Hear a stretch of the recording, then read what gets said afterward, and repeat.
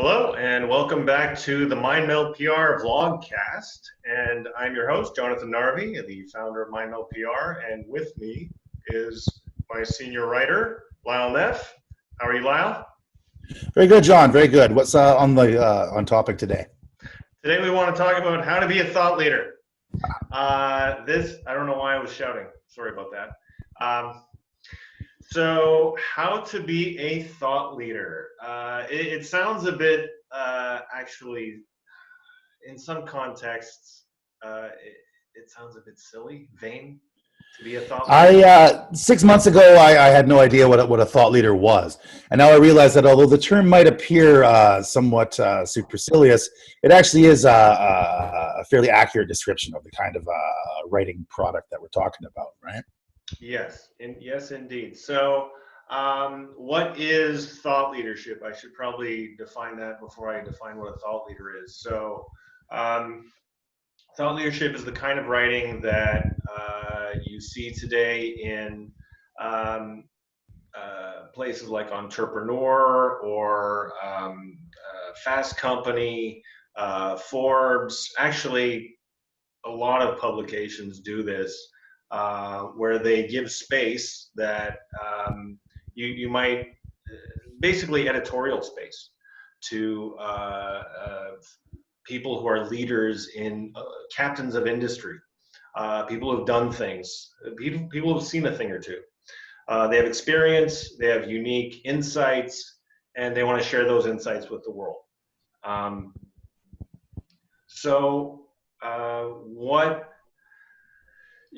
What that looks like is somewhere between 400 and 1,200 words typically. It's a longish article that we're not talking like an article by a reporter or a piece of investigative journalism. Again, this is typically from the company founder or company leaders. Personal experience or years of expertise. Right. And that's where the leadership and thought leadership comes from, right? Yeah. These are people who are leaders in their fields. Here are their thoughts.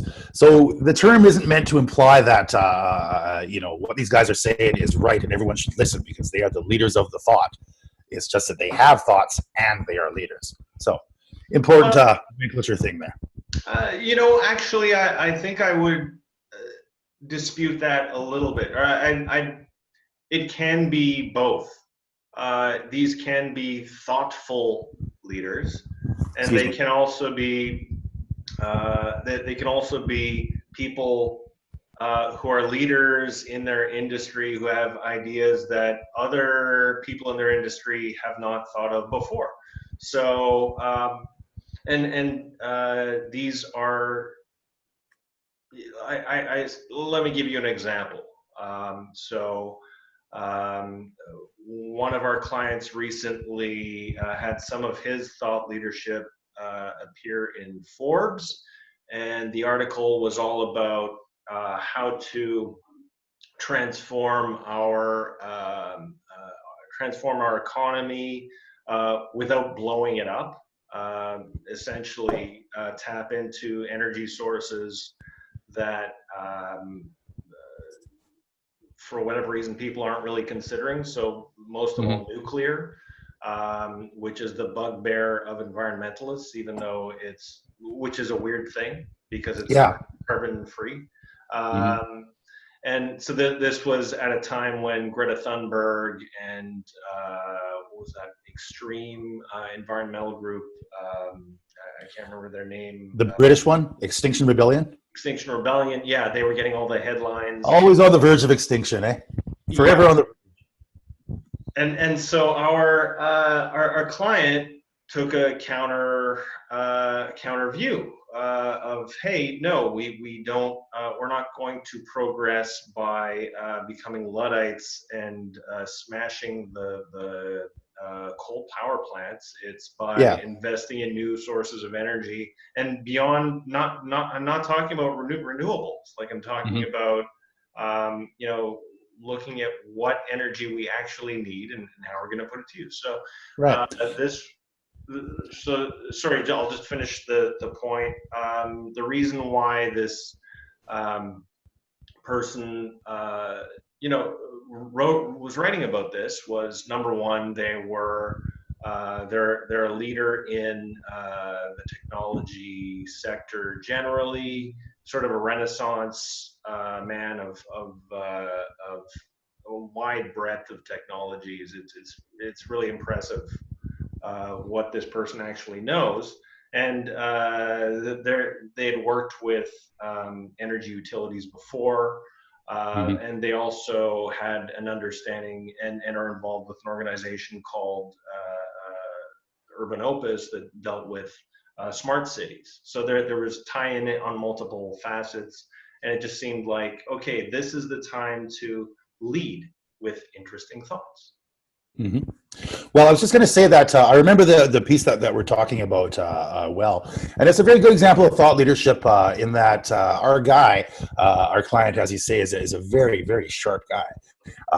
And he comes in with some of the hallmarks of any good thought leadership piece, which is it was very information rich. It's full of lots of hyperlinks for interested people to go and check other things out. I would note the piece was somewhat atypical in that it tackled a contentious issue to some degree. And most thought leadership is more about, how would you put it, telling people what's going on in your particular field. Well, that's part of it, but you kind of have to say something original to stand out, or else why are you even talking? You're just taking up space for others to say something interesting, something original, something contentious. These are all things that you want in thought leadership. You don't want to be edgy and uh, um, what's it argumentative just for the sake of being a jerk. But Sure, you don't want to come in nihilistic or nasty. This is a fine line to walk. But you definitely want some ideas that are controversial in the sense that they're actually worth talking about. As I say, the piece we're discussing might be a little more, slightly more political than that. But anyway, do you want to tell the good folks about the production process of these thought yeah, leadership yeah, pieces? yeah. Yeah. So, so I think we've explained pretty much what a thought leader is and what a piece of thought leadership looks like. How does it actually get made? So different PR agencies will handle this in different ways. So it can run the gamut from editing a draft that a founder or a leader, a captain of industry, as I like to call it, has already jotted down in some Google Doc, and you're a communication specialist, so you have to sort their thoughts out in a way that is true to what they're trying to get across. But these people are not full-time communications people. They are people who build companies, build and change entire industries. So they simply don't have the time to do this entirely on their own. So it can be editing. It can be for some agencies will do just full on ghostwriting. We've been lucky in that our clients, well, actually, we choose clients who are, number one, doing innovative things using cool leading edge technologies. And we look for companies that have leadership, have at least one, but often more than one stakeholder at the top who can talk to different subject matter in an expert way. So in a sense, we're really just channeling their ideas. It's basically an editing job for us to make sure that it conforms to a certain format that editors will find palatable for certain publications, which is, again, these are very, very intelligent people with genuine thoughts, Yeah. that big thoughts. Yeah. But they're not used to dealing with media, so that's our job is making sure that their big idea makes it past this arbitrary editorial gateway. Right, right. Well, as we were saying, my feeling is, and I don't want to give out too many back rubs here, but generally speaking, somebody who's been successful in business to the degree where they're hiring public relations, believe it or not, in my experience, those people are almost always interesting. They're doing very dynamic, creative stuff all day long. But none of that is to say that they're able to construct a sentence with an actual subjunctive clause in it. You know, you can be a very good, very smart, very interesting person who just can't write worth a damn. And that's one of the services that we have to provide. As you say, we strongly discourage actual ghostwriting. You got to take an intelligent person who's got interesting things to say and coax a kind of performance out of them that's going to meet the needs of editors and, in the end, of readers. Yeah. So what does a good piece of thought leadership look like? I want to revisit that a little bit just to clarify also in my own mind what we're talking about. So it's not just a reportage of facts and observations. It's actually taking a stance, or very often it's a provision of actionable advice based upon experience that is bone-crushingly real. Very often the best thought leadership pieces I find are they are articles where the founder talks about going through a process of redemption. They have they kicked off with a big idea for their business, and they made a mistake. They failed again and again and again, and they kept trying. And it wasn't just through a change of effort. They tried harder. No. They pivoted in their strategy. And finally, the third, fourth time around, they figured out, oh, this is the thing that works. This is the thing that's getting results. And this is what might work for you in a similar situation. So they talk about the heartache of failure, and being failing at something does not make you a failure. It just means you're learning. And so again, the best thought leadership pieces talk about the work that went into their worldview. It's Sure. Yeah, it's kind of like, I don't want to get political, but some of the you think of guys like Christopher Hitchens or Peter Hitchens, who were, both top of the line journalists and writers, and they went through their own metamorphosis of going from Marxist revolutionaries to, they both went through metamorphosis to become very interesting, thoughtful people who were no longer revolutionary Marxists. Precisely. And you see the same story of redemption in, people who, it's kind of like the business equivalent of people who get off drugs and alcohol and turn their lives around and inspire people with the story of what they've been able to achieve, and how they had cut off relations with their family, and now their family loves them, and it's their strong foundation of their life. And it's making business, talking about it in a very human way.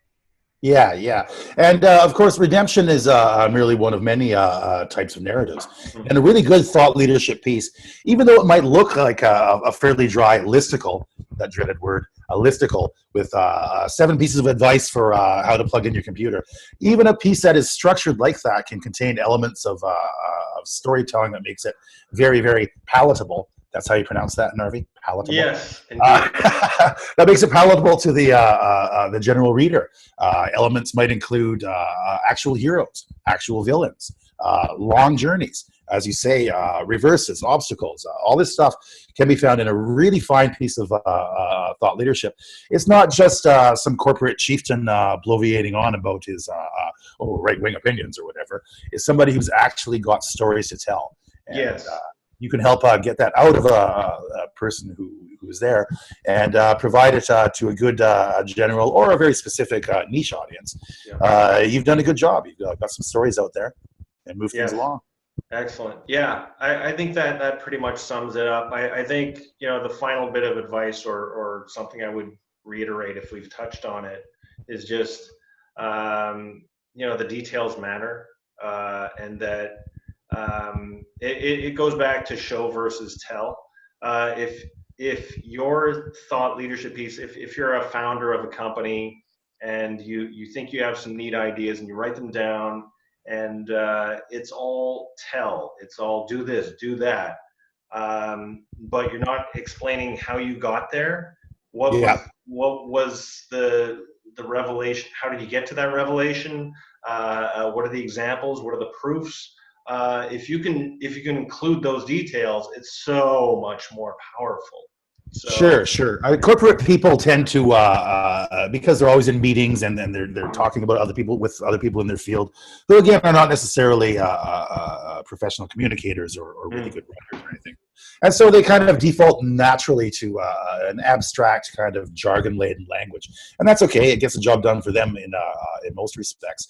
But when it comes time for them to talk in the media, we need to, as PR people, come in and uncover the truly narrative elements of what it is they're saying.